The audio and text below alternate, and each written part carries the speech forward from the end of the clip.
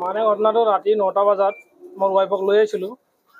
ডক্টৰৰ পিছত চালাক, চাই কেনে মোক ক'লাক আৰু কিবা প্ৰব্লেম আছে নেকি, চাই কেনে ক'লাক ধুনীয়া কৰি কয় একো প্ৰব্লেম নাই, ৰাতিপুৱাৰ ভাগত হৈ যাব ডেলিভাৰী নৰ্মেল, একো টেনশ্যন নাই বুলি ক'লাক। মই ঠিক আছে তেতিয়াহ'লে মই 2-3 বাৰ সুধিছোঁ, কিন্তু মোক ভালদৰে কোৱা নাই ডক্টৰে, বুজাই কোৱা নাই, মানে ব্যৱহাৰ মানে ভাল কৰা নাই আৰু মানে ছাৰে যিজন অৰূপ কলিতা আছিল, ভাল ব্যৱহাৰ কৰা নাই মানুহটো। বাচ্চাটো এতিয়া মানে ৰাতিপুৱা প্ৰসৱ হ'ল, প্ৰসৱৰ পিছত নেকি মৃত বুলি ঘোষণা কৰিছে তেওঁলোকে। এইটো তেওঁলোকে গাফিলতিৰ কাৰণে হৈছে।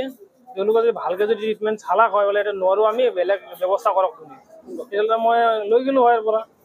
অৰূপ কলিতা আছে, সি ভালকৈ মোক কোৱা নাই কথাখিনি ভাঙি পাতি, সি মোক কৈছে কি টেনশ্যন নাই, নৰ্মেল ডেলিভাৰী হৈ যাব। তেতিয়া আপোনালোকৰ কিবা দি জনাব খোজো, সাংবাদিক বন্ধুৰ কিবা দি, অসমৰ মুখ্যমন্ত্ৰী আৰু স্বাস্থ্যমন্ত্ৰী তাত এইবিলাক ভালদৰে নজৰ দিয়ে। গৰীব দুখীয়া মানুহ আমি আহোঁ বোলে ভাল উন্নত চিকিৎসা পাম বুলি, কিন্তু এনেকুৱা যদি হয় মোৰ লগত আৰু মানুহ লগতো হ'ব পাৰে এনেকুৱা, যাতে পুনৰ এইগিলা নহয়, যাতে ভালদৰে আমাৰ মুখ্যমন্ত্ৰী আৰু স্বাস্থ্যমন্ত্ৰী এইবিলাক চকু দি ভালকৈ নিৰীক্ষণ কৰি চায় আৰু এইটোৰ ওপৰত বিহিত ব্যৱস্থা যাতে লয়, এইখিনিয়ে মোৰ কথা। চাওক, এই বাক্সা জিলাৰ মানাছৰ মায়াংপাৰাৰ মহামায়া কোচ নামৰ এগৰাকী প্ৰসূতি যোৱাকালি ৰাতি 9 বজাত ইয়াতে ভৰ্তি হৈছিলে Barpeta road F R U হস্পিটেলত। তো ভৰ্তি হোৱাৰ পিছত ডক্টৰে মানে প্ৰসূতিগৰাকীক চাই কেনে গোটেই ৰিপৰ্ট ঠিকে থকা বুলি প্ৰসূতিকো জনাইছিলে, আৰু তেখেতৰ অভিভাৱক গিৰিয়েক আছিলে উদয় কোচ, তেখেতকো জনাই আছিলে। তাৰপিছত ৰাতি যিমানে হৈ যাই আছে মানে কি কয়, প্ৰসূতিগৰাকীৰ পেটৰ বিষ হৈ আছিলে।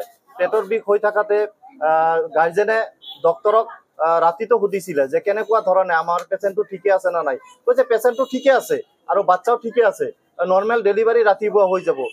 তেতিয়াহ'লে মানে কি কয়, গাৰ্জেনে একো চিন্তা কৰা নাই, কিন্তু দেখা পালে যে ৰাতিপুৱা যেতিয়া নেকি মানে প্ৰসৱ হ'ল, তেতিয়া মানে বাচ্চাটো মানে মৃত বুলি ডক্টৰে জনাইছে। কিন্তু চাওক, আমাৰ এটা প্ৰশ্ন উদয় হৈছে, যদি গোটেইখিনি ঠিকে আছিলে, যদি গোটেইখিনি ৰিপৰ্ট ঠিকে আছিলে, বাচ্চাটো যদি পেটৰ ভিতৰত ভালে আছিলে, আজি কিয় প্ৰসৱ হওঁতে বাচ্চাটো মৃত বুলি মানে ডক্টৰে অৱগত কৰিলে? আৰু যদি কালি যদি ডক্টৰে কিবা মানে গম পাইছিলে যে বাচ্চাটো পেটৰ ভিতৰত মৃত বুলি, তেতিয়াহ'লে কালি গাৰ্জেনক জনাব লাগিছিলে। আৰু যদি বাচ্চাটো কিবা অসুবিধা আছিলে পেটৰ ভিতৰত, গাৰ্জেনক জনাব লাগিছিলে যে ইয়াতে উপযুক্ত চিকিৎসা নহ'ব, আপোনাৰ মানে প্ৰসূতিগৰাকী বেলেগক লৈ যাব লাগে। কিন্তু সেনেকুৱা ধৰণৰ ডক্টৰে কোনো মানে পৰামৰ্শ নিদিয়াকে আজি বাচ্চাটো মানে প্ৰসৱ হোৱাৰ পিছত মৃত বুলি ঘোষণা কৰিছে। গতিকে আমাৰ এটা সন্দেহ উপজিছে যে এইখন হস্পিটেলত, বৰপেটা ৰোড হস্পিটেলত বহুত মহিমতালি চলিছে।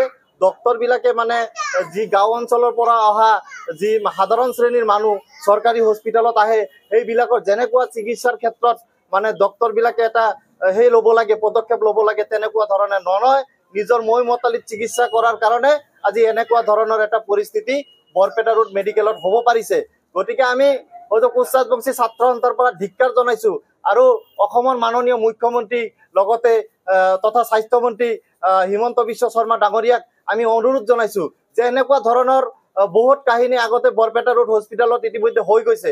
গতিকে আমি বহুত অভিযোগ দিয়াৰ পিছতো আজিলৈকে কোনো ধৰণৰ বিহিত ব্যৱস্থা নোলোৱাৰ কাৰণে বাৰম্বাৰ এনেকুৱা ধৰণৰ ঘটনা হ'বলৈ পাইছে।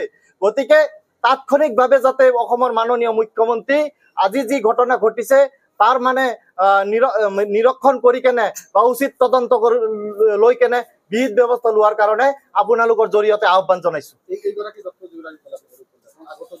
নাই, অৰূপ কলিতাৰ বিৰুদ্ধে আগত কেইবাবাৰো এইখন হস্পিটেলত বিভিন্ন ধৰণৰ ঘটনা ঘটিছে।